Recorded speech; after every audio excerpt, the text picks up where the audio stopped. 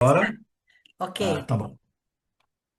Então, meus irmãos, é, a nossa palestrinha hoje, ela vai então abordar esse tema baseado nesse filmezinho, nessa história do Chico, que são lições sobre confiança, colaboração e fé.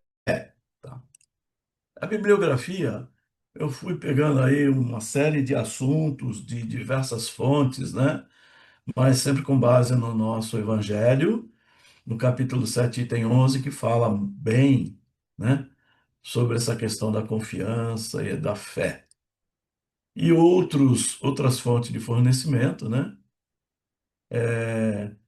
inclusive do próprio Chico, né, que sempre nos presenteia com obras maravilhosas. E a frase que eu colocaria hoje seria essa, ó: diante de dificuldades, ao ser humano não é lícito assumir a postura de derrotado. Também não é digno transferir o peso do próprio fardo a terceiros. Cada qual tem as suas tarefas. O amparo mútuo é possível e louvável, mas jamais se pode impor ao semelhante que arque com o peso da vida alheia. Urge, então, estudar, trabalhar, refletir e orar. E se nós analisarmos o filmezinho, né? Essa frase aí, ou esse textinho, ele reflete muito aquilo que foi apresentado para nós, né? Então, é, aí tem uma imagenzinha do texto, né? Então, o vídeo do Chico Xavier sobre a chave vem nos mostrar que, através da bondade e confiança, podemos transformar situações difíceis, né? Como já dissemos, em situações amenas e favoráveis para uma boa convivência e cooperação mútua, né? Então, a chave para abrir o nosso coração é, então, a confiança, a colaboração e com certeza com fé, com a certeza que tudo isso está sendo feito com muito amor e carinho e vai surtir o efeito desejado. A confiança constitui uma virtude imprescindível à vida humana, equilibrada e proveitosa. Ela possui vários desdobramentos e aproxima-se da fé em Deus, em sua sabedoria e em sua justiça. Então, alicerçado nesse sentimento, o homem encontra forças para vencer os desafios que se apresentam em seu caminho. Ele não se sente vítima de acasos ou azares. Então ele entende que a sua vida segue uma fecunda programação de aprendizado e aperfeiçoamento, né? Então, alicerçado na confiança, a gente pode ir conquistando todas essas benesses, né? Então, nesse contexto, as dificuldades representam oportunidades benditas. E nós, como espíritas, sabemos muito bem disso, né? Mundo de provas e expiações, gerando oportunidades para o crescimento. Então, mediante elas, as dificuldades, reajusta-se com o passado e habilita-se para o futuro, né? Passado de vidas pregressas, o futuro a ser ainda vivenciado, ou se considerarmos a nossa encarnação atual, aquilo que aconteceu anteriormente e aquilo que está ainda para acontecer em nossas vidas. A vida atual, então, é uma ponte entre duas realidades: o ontem, com os equívocos próprios de uma época de aprendizado, e o futuro, rico de promessas, de alegria e sublimação. Mas a confiança também se refere à consciência das próprias possibilidades, né? Ela deriva da fé na sabedoria divina. Então, Deus consentiu que, com a experiência no bem viver de uma criatura, de uma pessoa, ela pode dar conta de elevar o seu nível de consciência, né? Então, quanto mais experiência, mais vivências no bem, né? Você vai fortalecendo a confiança. Então, não se fala, obviamente, das desgraças que o homem semeia no próprio caminho, mas do que surge inelutável, apesar da conduta reta e equilibrada. Então, o homem, a par de uma forte fé em Deus, necessita confiar nas suas próprias forças, no seu próprio potencial divino, né? Ciente de seu destino sublime, ele precisa acreditar que consegue lidar com seus problemas. Ele não é uma vítima indefesa ou um fraco. Ele é um espírito imortal, rico de experiências e de potenciais. E ciente de que pode e incumbe-lhe encontrar os meios diante de dificuldades ao ser humano. Então, diante de dificuldades ao ser humano, não é lícito assumir a postura de derrotado. Se nós voltarmos lá no filmezinho do Chico, né? A dona Cidália, ela está em busca de uma solução. Quando ela pede a ajuda do Chico para que consulte a, a sua mãe, ela está em busca de uma solução e ela não queria, de forma alguma, magoar a vizinha ou se indispor com ela, porque sabe que os vizinhos são importantes na nossa vida, né? Eles estão ao nosso redor.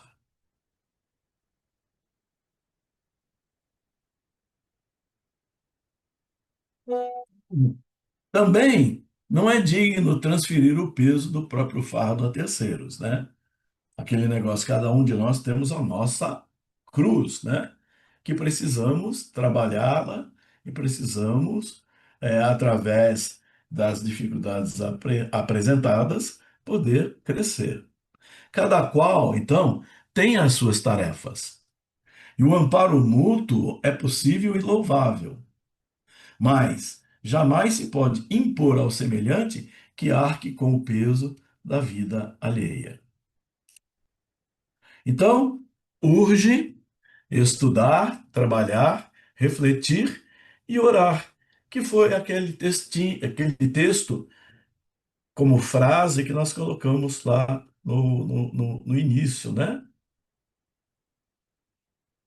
Então, com a alma asserenada pela certeza de que pode vencer, né, deve agir com firmeza para isso.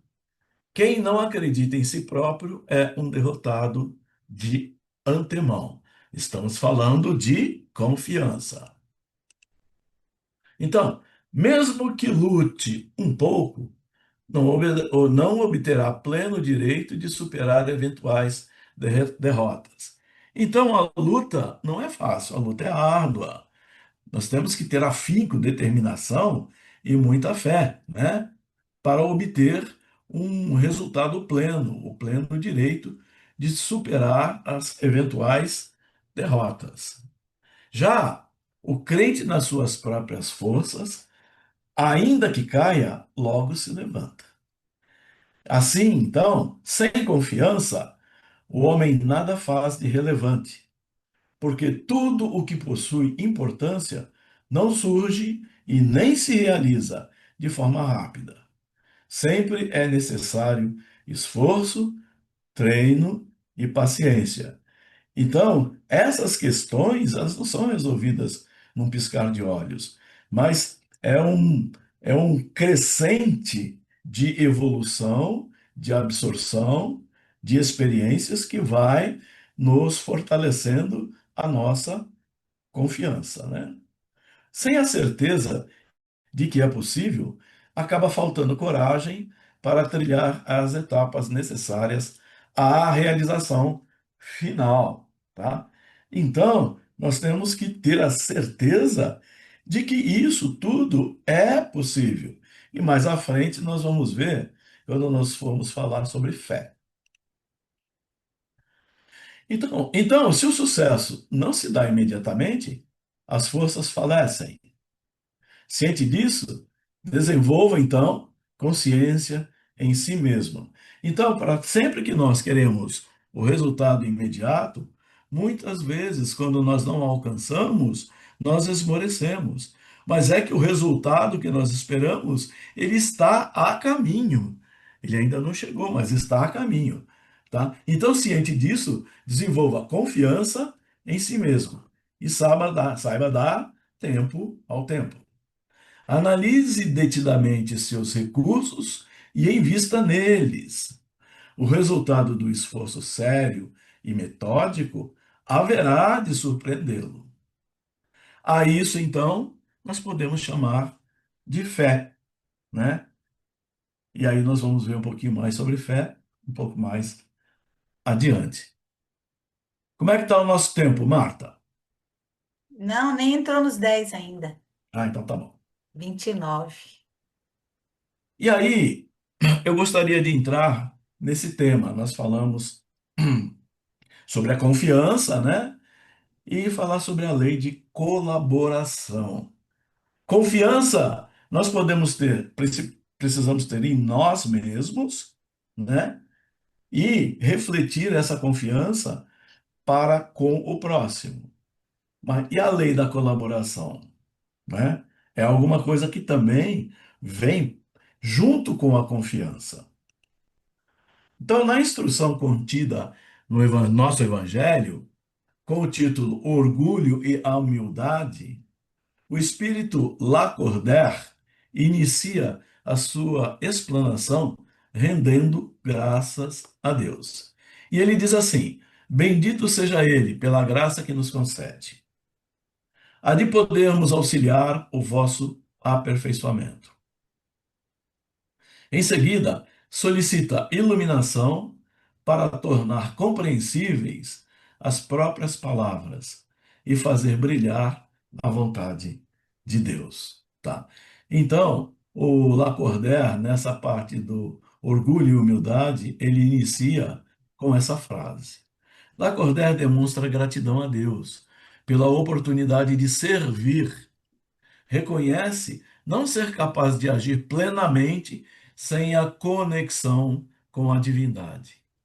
E esclarece que não objetivava fazer a sua vontade, mas ser instrumento da vontade de Deus, tá? Então, ele cita essa oportunidade de servir, tá? E que, se você não estiver conectado à espiritualidade, conectado a Deus, essa colaboração, ela fica mais difícil, tá? Então ele não objetivava fazer isso pela sua vontade, mas ser um instrumento da vontade de Deus. É o que nós sempre falamos, né? Que a vontade de Deus é soberana e que nós temos que ir em busca de cumprir as vontades de Deus através dos ensinamentos de Jesus. Isso porque a lei de Deus é lei de colaboração. Tudo no universo é regido por essa lei. Por conseguinte, todas as vezes que agimos de forma contrária, nos afastamos da vontade de Deus. Então, por que que tudo no universo é lei de colaboração? Porque tudo no universo está em harmonia. Estar em harmonia não significa, né, estar em conflito. E para estar em harmonia, é preciso que haja colaboração em tudo aquilo que há no universo, inclusive na própria vida humana. Muitos dentre os comportamentos contrários à lei de colaboração têm como matriz o orgulho e o egoísmo, que são chagas da humanidade, né? Como nós muito bem já sabemos. Então, no primeiro, no caso do orgulho, sentimos-nos superiores aos outros, detentores de características especiais, capazes de agir e pensar com mais perfeição do que o outro. Estamos cansados, né, de estudar e ver isso, mas é um fato. Nós acreditamos, através do orgulho, né, estar num patamar acima daqueles que nos circundam, tendo, pois, muita facilidade para visualizar as falhas alheias, mas cegos para as nossas vicissitudes íntimas. De forma complementar, então, o egoísmo nos leva a agir como se tudo girasse em torno de nós. Falta-nos tempo para escutar o problema alheio e servir ao próximo, porque estamos muito envolvidos com questões pessoais. Então, se é assim, como que nós podemos colaborar, né? Como é que nós podemos ser participativos nos problemas dos outros e tal? Se nós estamos voltados, se estivermos, né, voltados para o egoísmo. Então, vale ressaltar que existem graus de expressão dessas duas chagas, ainda entranhadas no coração da humanidade. Então, podemos até não nos identificar com exemplos mais caricaturados, nos quais fica nítida a presença de ambos. Todavia, numa análise mais sincera e detida de situações cotidianas, é possível notar que queremos estar sempre com a razão e ter a palavra final, ou sentimos dificuldade em compartilhar os nossos pertences, conhecimentos, pontos de vista e aceitar o do próximo também. Então, são inúmeros os exemplos que remontam a esses dois aguilhões. O fato é que, em todos eles, em maior ou menor grau, de forma mais ou menos consciente, nos esquecemos de ser gratos, de servir, de servir, de aprender com as experiências e de aceitar o auxílio que chega até nós, né? Para isso tem que haver humildade. Então, no livro Paulo e Estevão, o Espírito Emmanuel informa que uma das finalidades da obra era reconhecer que Paulo não seria o grande apóstolo que apreciamos em ação isolada no mundo. Sem Estevão, não teríamos Paulo de Tarso. Então, para quem leu Paulo e Estevão, né, sabe muito bem que a cooperação era extremamente necessária para que Paulo pudesse desenvolver todo aquele trabalho do qual nós temos conhecimento, né? E ele precisava da ajuda do Estevão. O Emmanuel nos explica isso. Então, a contribuição de Estevão e de outras personagens nessa história real vem confirmar a necessidade e a universalidade da lei de colaboração, que, como nós dissemos lá no início, é uma lei universal, tá?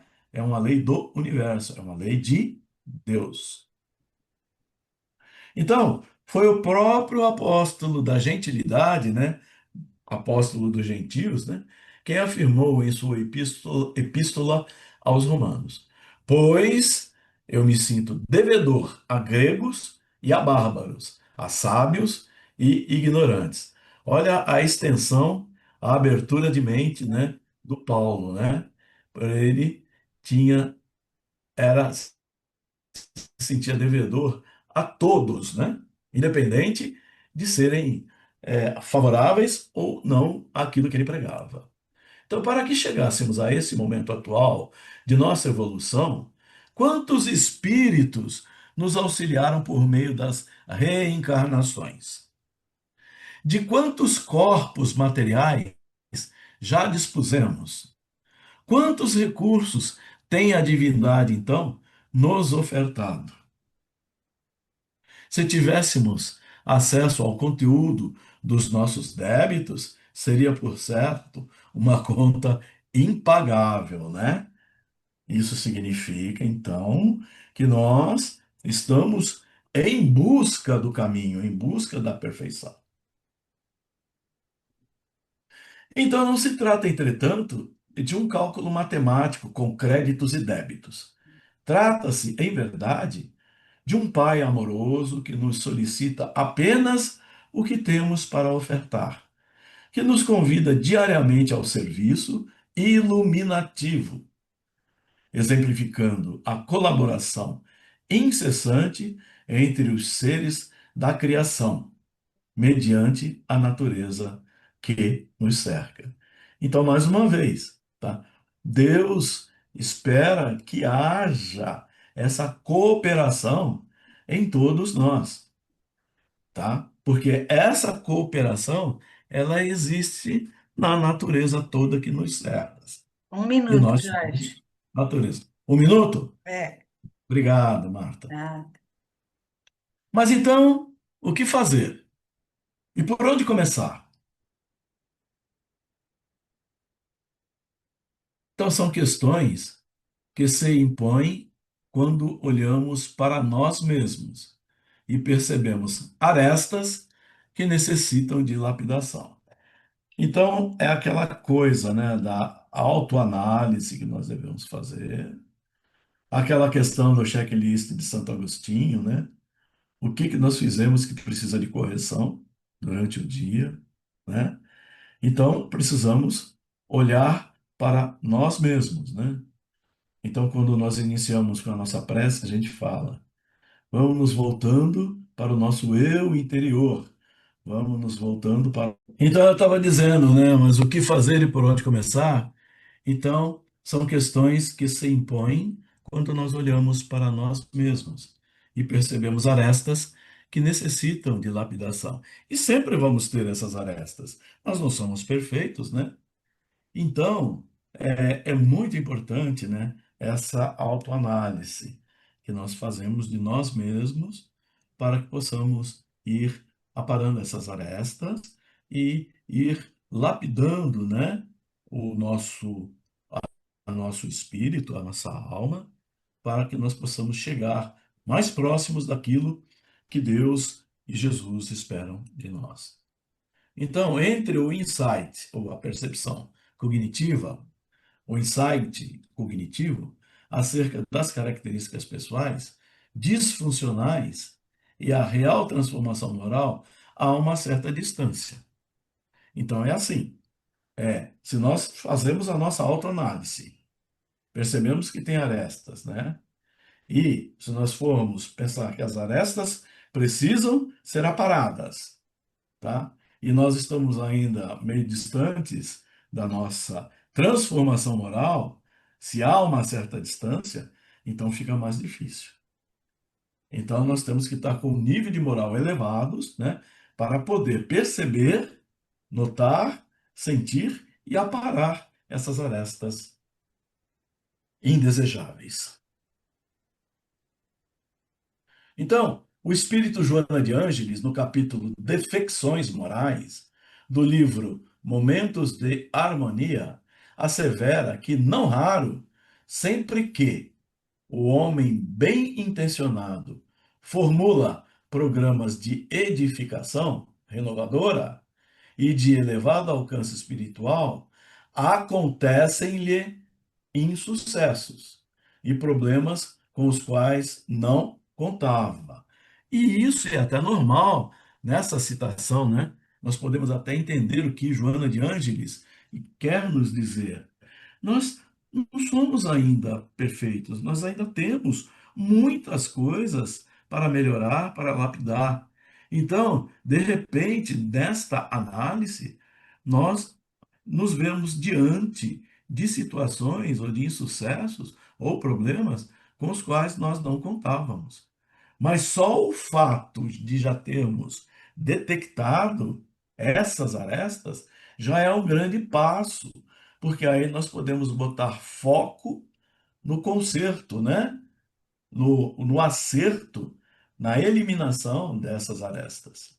Então, ao percebermos quão difícil se faz a renovação de emoções, pensamentos e comportamentos, quão facilmente retornamos aos condicionamentos do orgulho e do egoísmo, poderemos nos sentir às vezes incapazes de aceitar o convite celeste para o empreendimento da ascensão espiritual.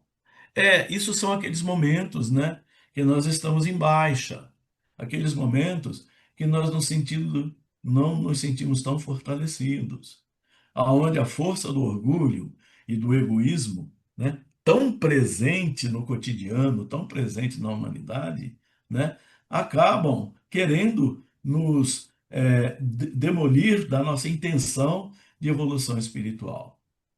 Então, em alguns momentos, nós podemos até nos sentirmos em dificuldades, tá? Mas a força, a vontade, a certeza do caminho não vai deixar que nós sucumbamos, né, ao orgulho e ao egoísmo.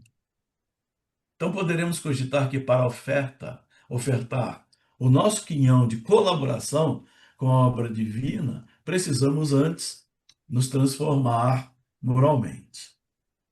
Não obstante, poderemos também formular o raciocínio em outra direção. Então, em vez de esperarmos um patamar superior de evolução para colaborar, é exatamente por intermédio da colaboração que trabalhamos as fibras da nossa alma. Então, a gente não precisa esperar evoluir para poder começar a colaborar. Devemos começar a colaborar, porque com esse procedimento, nós vamos assim trabalhando as fibras da nossa alma, nós vamos nos purificando. Então não é algo para fazer depois, é algo para começar a fazer já. Então, essa lei universal, nesse caso, seria um caminho, não apenas um objetivo, tá? O objetivo seria deixar para fazer lá no futuro, quando tivermos mais aprimorados, tá? E esse o objetivo é que nós possamos já começar a trabalhar, né, esse processo de colaboração para quando chegar lá na frente, nós já estaremos bem mais providos, né, desse bem. O médium Chico Xavier nos legou a seguinte lição: se eu fosse esperar melhores condições espirituais para servir, até o presente momento não teria nem começado. Olha que citação legal do Chico, né? Colaborar e servir, portanto, constitui etapa relevante do nosso roteiro de crescimento. Qualquer um no mundo tem algo para ensinar e aprender, no local onde se encontra, com os recursos materiais e espirituais que tenha obtido, que tenha aurido. Então, à medida que colaboramos e nos permitamos errar, que ajudamos e aceitamos ser auxiliados, que travamos contato com dores maiores que as nossas, com exemplos de superação e de perseverança, deixamos de esconder de nós mesmos as defecções morais e passamos a trabalhá-las verdadeiramente, de uma forma, talvez, não tão rápida quanto gostaríamos, porém verdadeira e profunda.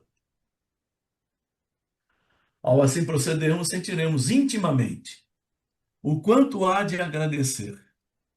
Como consequência, renderemos graças pela oportunidade de servir conforme fez Lacordaire. Então, ele diz assim: a vida em si mesma é um hino de louvor à própria vida, portanto, de gratidão incontida. Diz-nos a veneranda Joana de Ângeles: vibrem os nossos dias em consonância com as sutis melodias do sentimento de gratidão e do serviço de colaboração com Deus. E aí, para que tudo isso aconteça, nós temos que trabalhar a nossa fé, né? E o que é fé? Desculpa.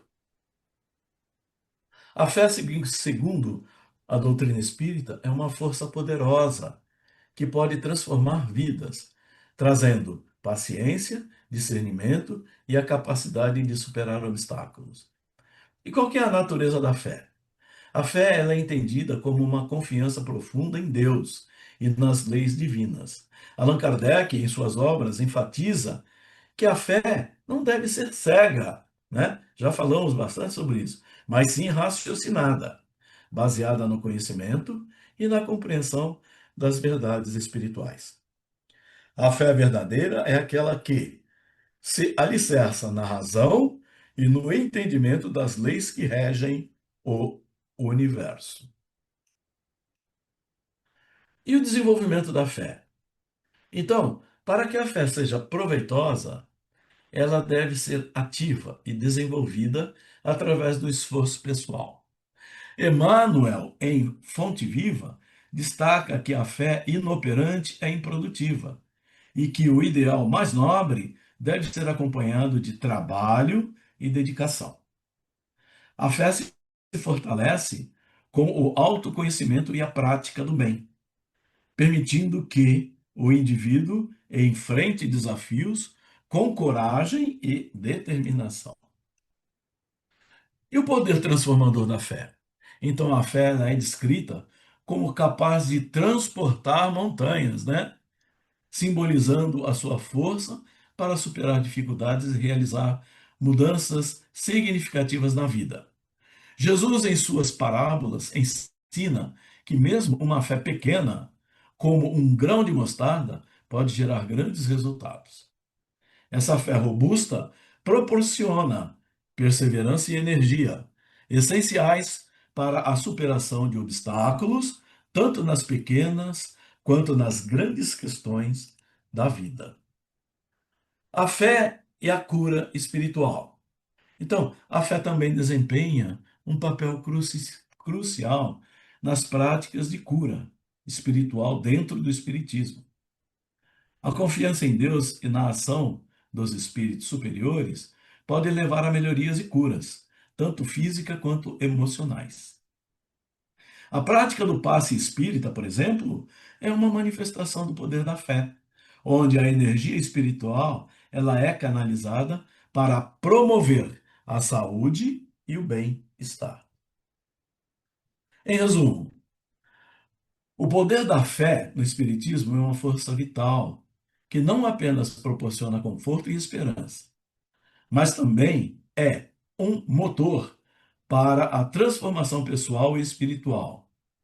A fé deve ser cultivada, compreendida e aplicada na vida cotidiana, permitindo que os indivíduos se conectem com o divino e realizem o seu potencial espiritual. Então, a prática da fé, aliada ao conhecimento e à ação, ela é fundamental para o progresso espiritual e a felicidade duradoura. Então, vamos nos lembrar do filme do Chico, né? O que que tinha ali, né?